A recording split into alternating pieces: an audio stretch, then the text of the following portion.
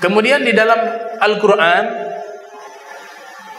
di dalam kitab tafsir menyebutkan pernikahan itu adalah satu ritual ibadah yang pertama. Jadi nikah ini ibadah. Dan ibadah pertama yang dilakukan oleh manusia adalah apa? Pernikahan. Karena pernikahan terjadi di surga antara Abul Bashar dan Ummul Bashar. Abul Bashar Nabi Adam, Ummul Bashar Siti Hawa. Sebagaimana disebutkan oleh Imam Nawawi dalam Tahdzibul Asma wal Lughat. Maka di dalam surat An-Nisa di prolognya itu Allah Ta'ala berfirman, Ya ayyuhan nas ittaqu rabbakumul ladzi khalaqakum min nafsi wahidah wa khalaqa minha zawjaha wa batha minhuma rijalan katsiran wan nisa wattaqullaha alladzi tasaaluna bihi wal arham innallaha kana 'alaikum raqiba. Wahai manusia, bertakwalah kepada Allah sang pencipta kalian yang telah menciptakan kalian dari satu jiwa. Al-Imam Al-Baghawi yang lahir 433 Hijriah meninggal 516 Hijriah dalam tafsirnya Ma'alimut Tanzil, beliau mengatakan satu jiwa di situ adalah Nabi Adam. Wa khalaqa minha zawjaha, dan dia ciptakan dari Adam istrinya Adam, Hawa. Jadi Hawa itu adalah Allah ciptakan dari tulang rusuknya Nabi Adam, sehingga diberikan nama Hawa. Ibnu Katsir mengatakan innama summiyatul Hawa li'annaha khuliqat minal hayy. Dinamakan Hawa dengan Hawa karena arti Hawa itu adalah diciptakan dari yang hidup. Diciptakan dari Nabi Adam, tulang rusuknya Nabi Adam. Dalam hadis riwayat Muslim yang lahir tahun 204 Hijriah, meninggal 261 Hijriah, Rasulullah SAW bersabda, Istausu bin nisa, berikanlah wasiat kebaikan kepada kaum wanita. Fa innal mar'ata khuliqat minad dila, karena wanita itu diciptakan dari tulang rusuk, kata Rasulullah SAW. Wa inna a'waja syai'in fid dila a'lahu, dan tulang rusuk yang paling bengkok bagian atasnya. Fa in dhahabta tuqimuhu kasartahu, maka wanita itu ibarat seperti tulang rusuk. Kalau dia punya kesalahan, jangan terlalu frontal menyalahkan, maka akan patah. Tapi wa in taraktuhu lam yazal a'waj, tapi kalau dibiarkan selamanya bengkok. Fastausu bin nisa, maka berikanlah nasihat dan wasiat kepada kaum wanita. Itu sabda Nabi kita Muhammad sallallahu alaihi wasallam.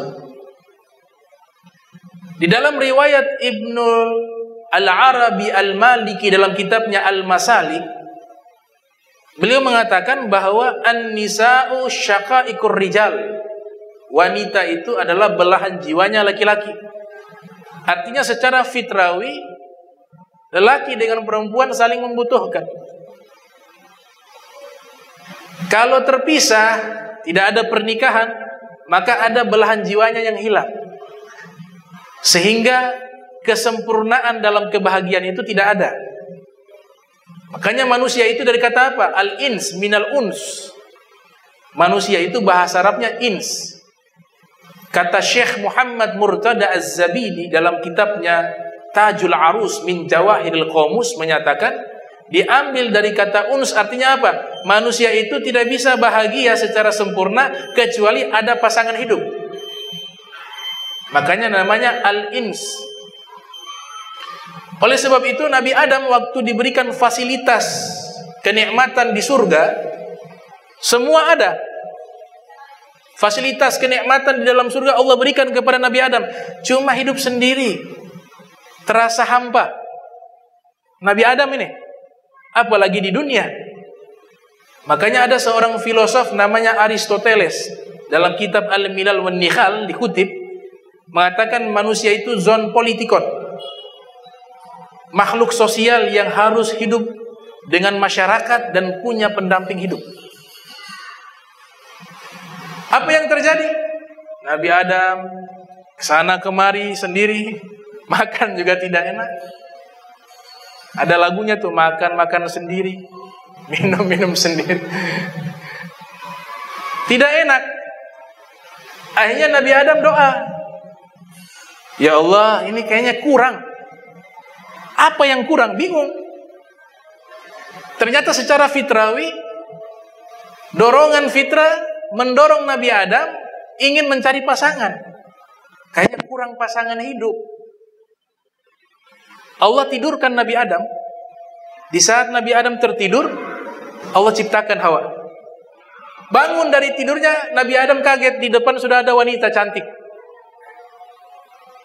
Malaikat tanya, Adam itu siapa?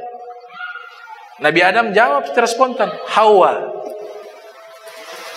Jadi yang kasih nama Nabi Adam. Kenapa dinamakan Hawa? Karena diciptakan dari tulang rusuk beliau di saat beliau masih hidup. Kemudian Nabi Adam bahagia, mau sentuh.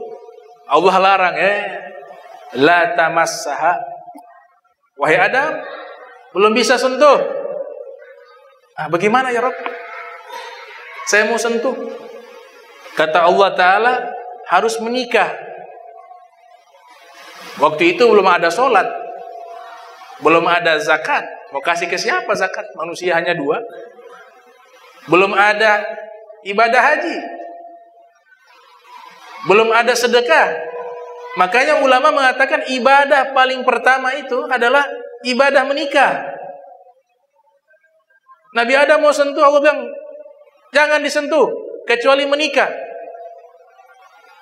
Nabi Adam sudah diajarkan ilmu oleh Allah. Wa 'allama Adam asma'a kullaha. Paham tuh menikah itu apa. Kemudian Nabi Adam bilang, ya Rob, ini dikutip dalam kitab Bustanul Wa'izin Wariyadus Sami'in karya Ibnu Zawzi Al-Bughdadi yang lahir tahun 510 Hijriah, meninggal 597 Hijriah. Waktu Nabi Adam mengatakan, ya Rob, kalau menikah, kalau begitu nikahkan saya denganmu. Ya Rabbi zawizni minha. Allah Ta'ala menjawab, ma mahruha ya Adam. Maharnya apa Adam? Gak asal menikah, ada mahar. Makanya mahar itu haknya istri. Jangan dikasih mahar, habis itu sudah menikah diambil, dijual. Gak boleh. Ini pernyataan Allah langsung. Ma mahruha ya Adam. Mau menikah, maharnya apa? Bingung Nabi Adam. Qala ma'alam ya Rabb. Oh, saya tidak tahu ya Rabb, maharnya seperti apa. Kemudian Allah Ta'ala berfirman, ya Adam, sholli ala Sayyidina Muhammadin 10 marrat.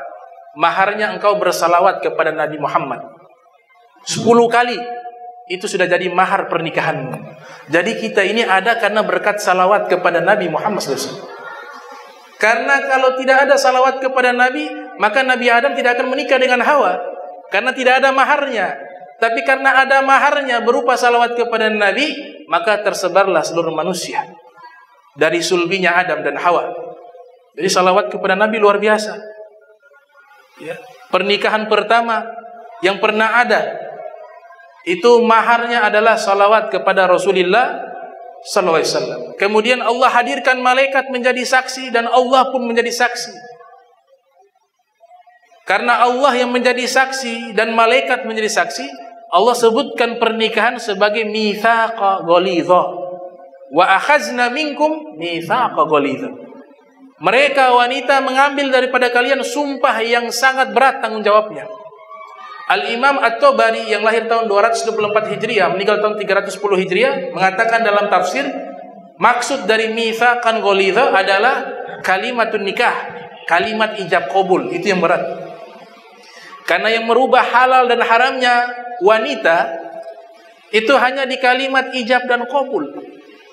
Itulah yang paling berat, kalimatun nikah. Maka setelah itu menikahlah Nabi Adam, punya anak turunan sampai kepada kita.